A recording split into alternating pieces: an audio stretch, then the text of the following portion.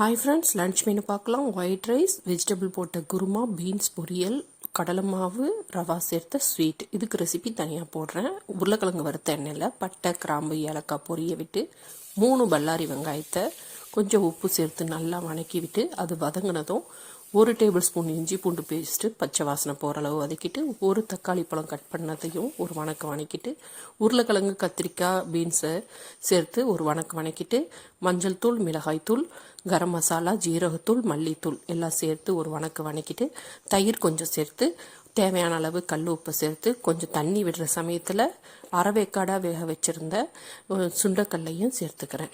தேவையான அளவு தண்ணி சேர்த்து உப்பை செக் பண்ணிவிட்டு நல்லா கொதித்து எண்ணெய் பிரிஞ்சு வர சமயத்தில் தேங்காய் அரைச்சி ஊற்றி இறக்கிட்டேன்.